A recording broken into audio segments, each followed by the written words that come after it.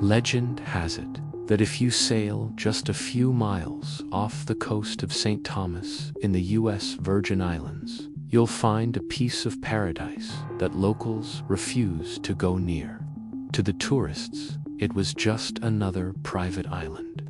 But to the locals, it was known by a much darker name, Pedophile Island. At the center of this 71-acre fortress sat a bizarre blue-striped temple with a golden dome. Rumors swirled for decades.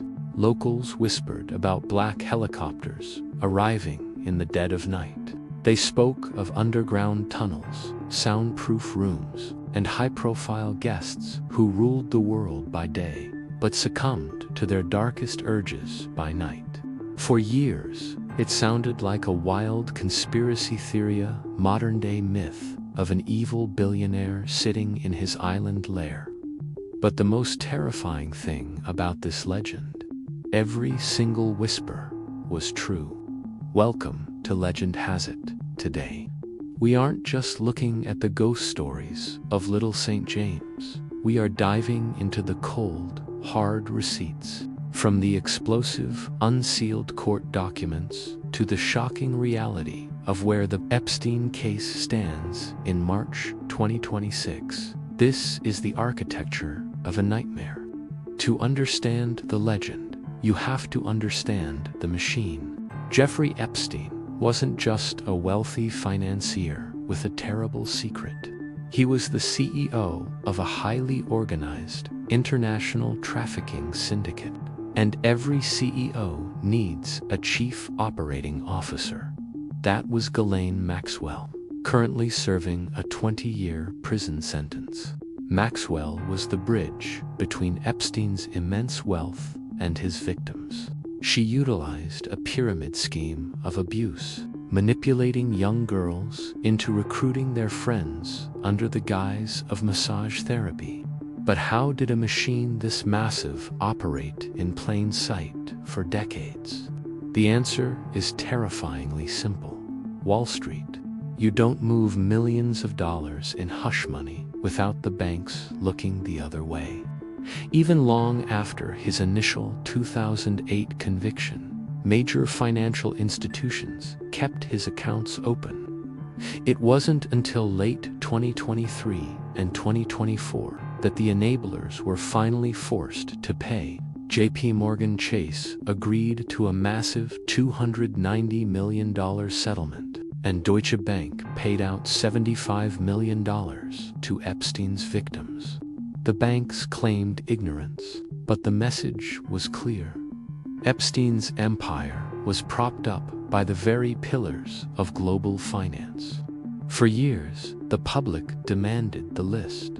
They wanted the names in the infamous Little Black Book and the flight logs. But the real earthquake happened when U.S. District Judge Loretta Preska ordered the unsealing of thousands of pages of court documents, batch by batch, through 2024 and continuing into the public reckonings of 2025 and 2026. The black bars were removed.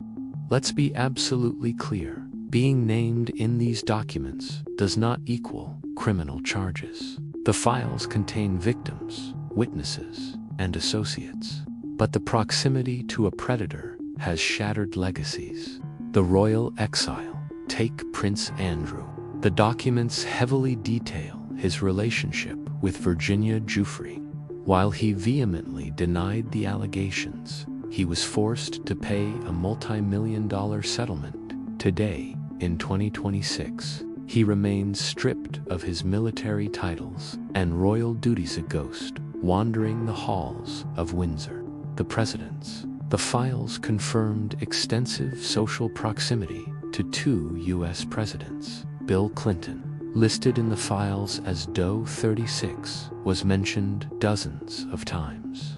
Flight logs and witness testimonies proved he flew on Epstein's plane extensively in the early 2000s. While there is no evidence implicating him in illegal acts, the sheer volume of his interactions has left a permanent stain. Donald Trump was also named, with testimonies confirming his early social ties with Epstein in the 90s. The absurd and the elite. The documents even revealed the surreal. An email from Epstein to Maxwell surfaced regarding Stephen Hawking. Illusionist David Copperfield was mentioned by victims, recalling how he performed magic tricks at a dinner with Epstein. So, where does the legend stand today, in the spring of 2026? Epstein took the coward's way out in a Manhattan jail cell in 2019, taking his deepest secrets to the grave. But what about the island, the physical embodiment of the legend? In an ironic twist of fate, Little St. James was sold to a billionaire investor for $60 million. His plan: to bulldoze the nightmare and turn it into a luxury, world-class resort. The very soil where unimaginable trauma occurred is being rebranded for the ultra-wealthy to sip cocktails in the sun. It's a haunting metaphor for how easily the world paves over its darkest secrets, as long as the check clears. Legends are usually stories we tell around a campfire to scare each other. But the Epstein case forces us to look at a monster that wore a tailored suit and operated with the blessing of high society. The unsealed documents of the past few years gave us names. They gave us flight logs. They gave us the mechanics of how the elite protect their own. Jeffrey Epstein wasn't a lone wolf. He was a symptom of a diseased system. He was the vault where the powerful kept their leverage. And while the vault is now open, many of the people who held the keys are still walking free. As the physical island is bulldozed for a shiny new resort, are we truly wiping away the evil?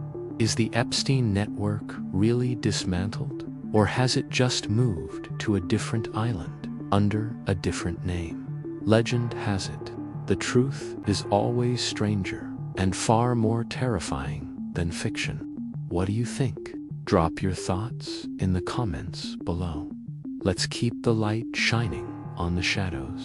Until next time, don't believe everything you hear unless you check the flight logs.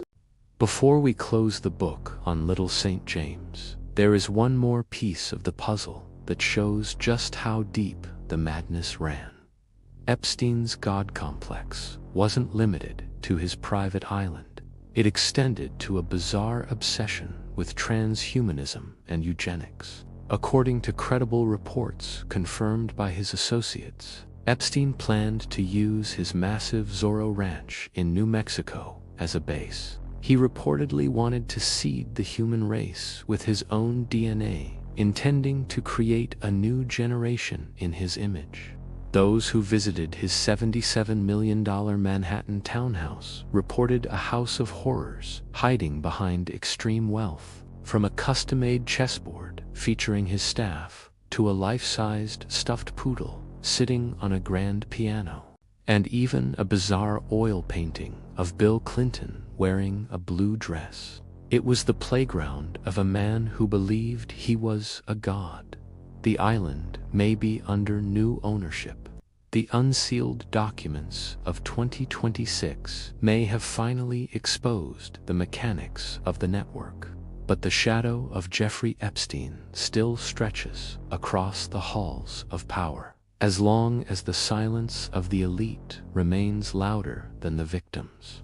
The legend doesn't end, it merely waits in the dark.